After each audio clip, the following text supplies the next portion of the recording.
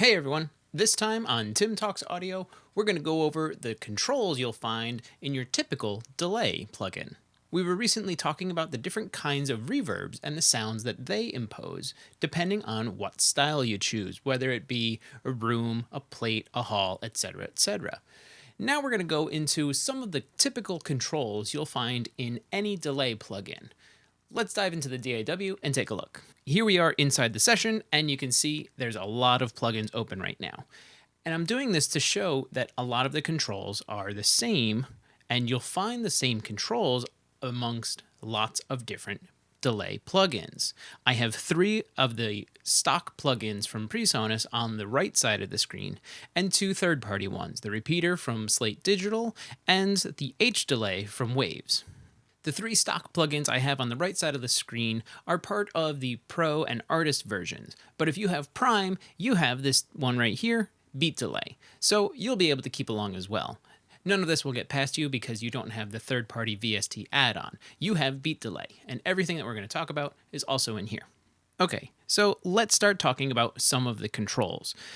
Because it's one of the bigger ones on the screen, we're going to use the H delay, which is down over here.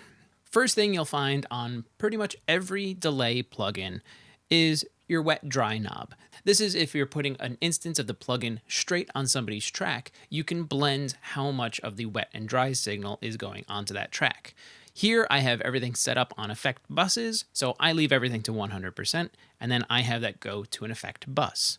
Going down one, we see the output, so we can actually adjust the output level of this delay, whether maybe it's too hot, you want to bring it down a little, or it's too low and you want to bump it back up.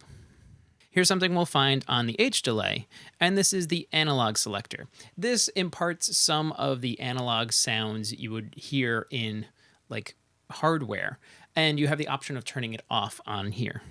Moving to the left, this is actually the output meter here, and when we start sending some signals, you'll see this dancing around later in different ways. Now let's talk about 2 of the main functions of any delay plugin. The delay knob here and the feedback knob here. Let's start with the delay knob. On this plugin, we're actually set to the host, and that means that this plugin is looking to the beats per minute or the tempo of this session, and then it's going to change the delay times based on the host tempo. So I can change the delay times by just rotating this knob, and you can see on the screen that it's changing it. I'm having shorter note lengths here, and if I go further to the right, I'm getting longer notes here. I can go all the way up to 2 bars on this one at 145 beats per minute. Let's put this back to about an 1/8 note, and now let's talk about feedback. Feedback is exactly what it sounds like. This is the amount of this output signal getting fed back into the delay. So the more you have, the more sounds of the repeats you'll get in your delay. Watch out though, if you have it too high, it actually starts to self-resonate and will take off and kind of go forever. But you can find a sweet spot just below that, so you get this really long delay. Or you scroll it way back and you get just 1 delay, or maybe 2, but they degrade over time. We'll get into it. Then down here, you have your high pass and your low pass filters. You won't find this on every delay, but you'll find it on a lot of them. This allows you to modify the sounds going in and out of that delay by low passing and high passing the sounds. So if you want a very filtered kind of sound, I can bring the high pass up to about 400 there and bring the low pass down to, let's say, 3.5K. Now with this plugin in particular, this link knob here allows me to change that narrowed band up and down the frequency range just by clicking and holding this knob right here. So watch the high pass and the low pass knobs now. I'm going to turn it down, and you can see they're both turning down in the same ratio that they were set back before.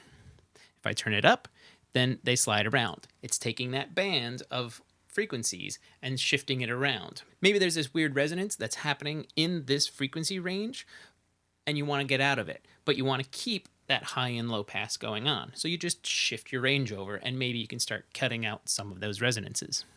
Next on this delay, which you won't find on every delay, is the modulation section. What this is actually doing is putting a little time variance on the output of this delay, it's causing it to move around a little. It's not modulating the actual number of milliseconds that the delay is waiting to send the signal back out. This is just modulating the output so that it has more of a warble effect. It works very similarly to modulating the time itself, but not exactly the same. Again, you won't find this on every delay plugin, but you will find it on the H delay. Let's keep going around, and here's something that you'll find on the H delay and not every delay. This is the lo-fi button. This kind of changes how the delay sounds on the way in. If you put lo-fi, it's a little more saturated. It's kind of filtered a bit before it even hits the delays. Moving on, there's actually a tap tempo button right in the delay itself. Again, not every plugin will have this, but Waves has it. Maybe you don't know the tempo of the session you have, you can actually tap it into the delay right here. Let's talk about the last few buttons that we have on the H delay that you may or may not find on some of the other delays. One of the big ones here is ping pong. This is actually doing exactly like you think. It's hitting the delay out different times from the different speakers. We'll play some examples with this on and off later so you can actually hear what's going on. Then, next to them, this will actually invert the phase of the left and right channels respectively. Now you can do this and turn them both on, so now your delays are inverted. And you may want your delays inverted to help fit them into your mix a little bit better. You'll have to play around with it and see what works for your mix. Then lastly on bottom for this one is the time settings. Maybe I don't want to pull the host BPM, but I still want to work in beats per minute. Now I'm locked to the internal time of the H delay with BPM. And I can change that around over here. I'm clicking and dragging, or you can double click and enter something in. Host will pull the tempo from your session, and MS stands for milliseconds, so you can actually go down in and adjust on the millisecond level. When I switch over from host to milliseconds, 1/8 note at 145 beats per minute equates to 207 milliseconds. But if we alter this just a little, now we're off, and this locks us back to eighth notes. See, it reverted it right back to 207. Okay, we've talked about the controls enough. Now let's throw a delay on a vocal and see what it's doing to that vocal. I'm going to continue to use the H delay, and I'm going to mess around with the delay times a little so you can hear what's going on. And I'm also going to mess with the feedback so you can hear what's going on with that. I'm going to undo my filters like I had before and make sure that my modulation is all the way off. Lo-fi is not enabled on this one so that we can actually hear just a nice, pure delay. Let's get into it. Save me from myself and I'll be free. Devil's on my shoulder, but he won't win.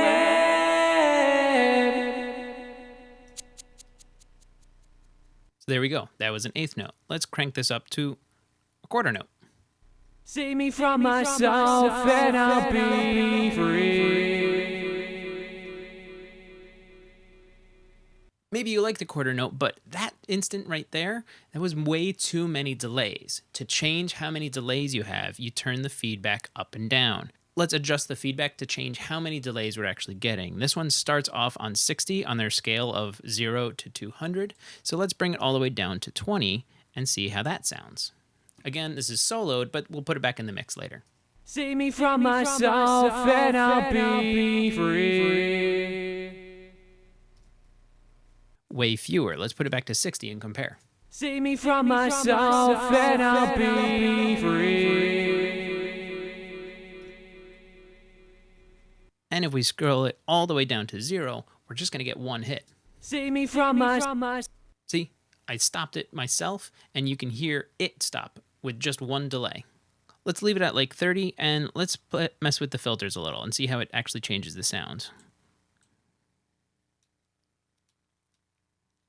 Let's go like this. It's 5.5K, give or take, on the top, and on the bottom, it's 350. So now let's take a listen. Save me from myself and I'll be free. So you could hear it took some of the top and the bottom off and just really honed in on the mid-range of this vocal. Now, to mess it up a little bit more, let's turn lo-fi on. Save me from myself and I'll be free.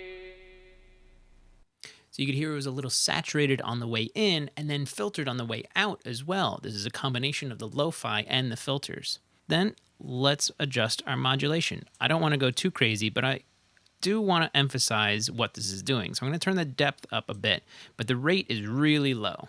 Now listen to the delay. Save me from myself and I'll be free. You could hear it pushing and pulling the timing of the delay and creating kind of this warble effect.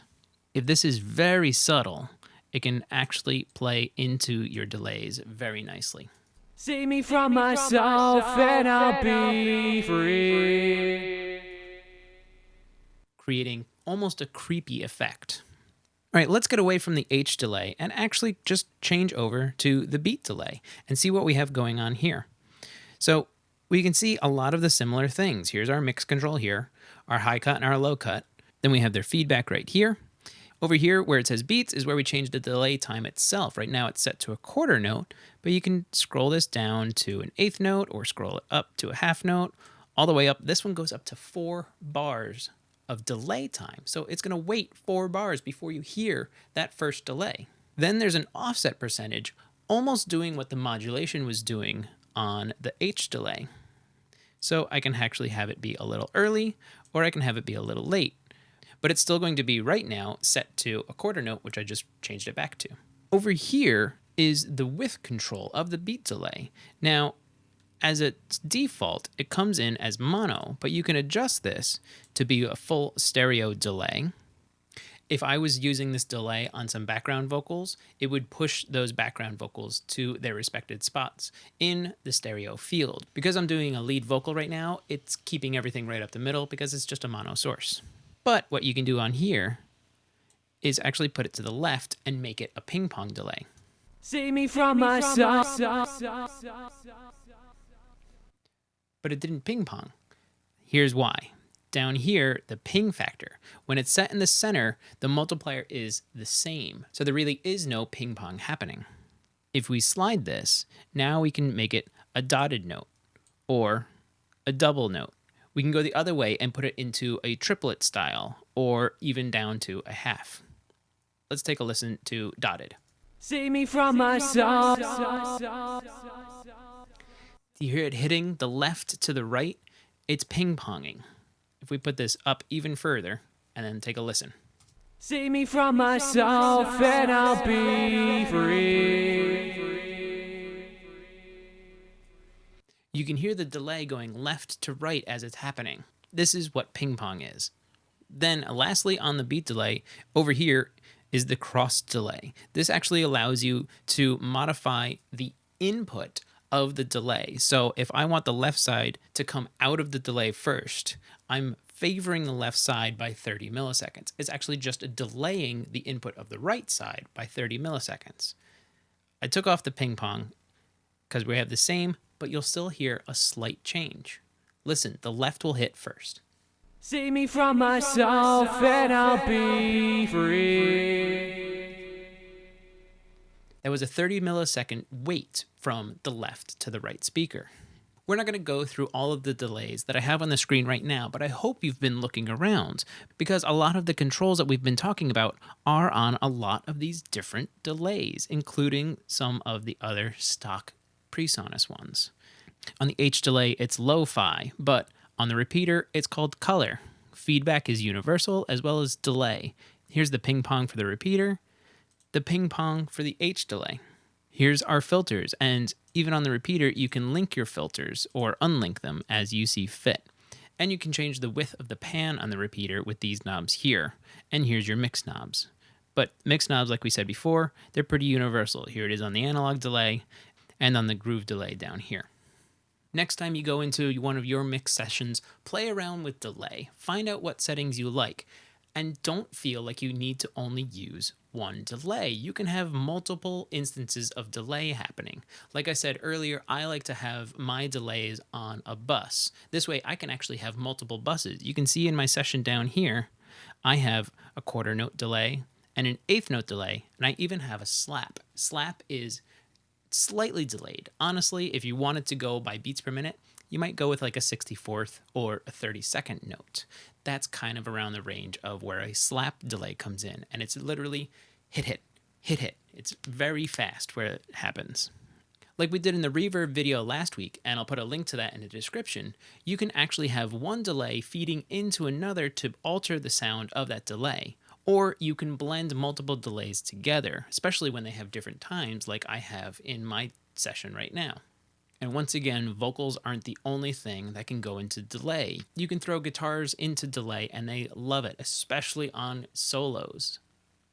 Just make sure that when you're messing with your delay that you're altering your feedback amount to suit your session. You don't want something continuing on from the first hit of the song because the feedback is still going and it's just going forever. That's all for now. If you found this video informative, please like and share the video. For more, visit timflansbaum.com. And if you have a question, ask it in the comments and I'll answer it in a future video. Thanks for watching.